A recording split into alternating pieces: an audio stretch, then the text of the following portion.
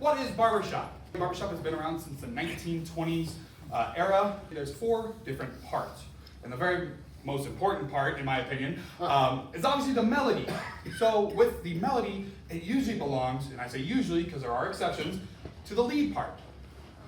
With Let Me Call You Sweetheart, the lead sounds something like this.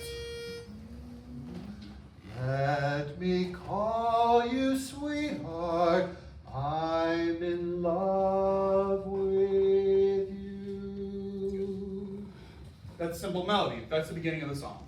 So, adding to the lead, or the melody, we have the first harmony, aka the tenor.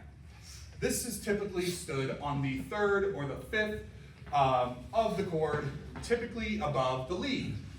I say typically because, once again, barbershop has changed over the years and there's a lot of different exceptions to these rules.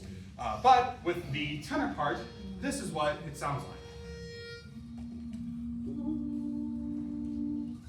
Let me call you sweetheart, I'm in love with you. So with that, obviously there are different harmonies that are produced by the tenor, usually above the lead, keeping it in that nice falsetto range, just typically above the lead. So obviously, there are 2 other voice parts. It sounds nice by itself, sure, but there's got to be some more foundation to it. So that's where the bass comes in. The bass is typically the root of the chord progression. Essentially, when you hear a chord, there's always a 1, 3, and 5. Basses typically are on the 1, for the most part. Not always true, but they're always on the lowest of the staff when it comes to the musical staff. So if you put 3 parts together, from bass, lead, and tenor, this is what it sounds like. Let me call you sweetheart, I'm in love with you. And that sounds great. You know what I mean? Come back. While it sounds like a completed song, right? There's nothing really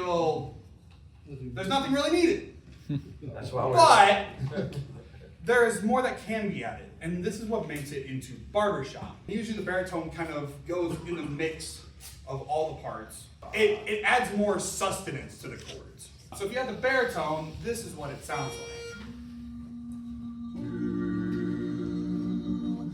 Let me call you sweetheart,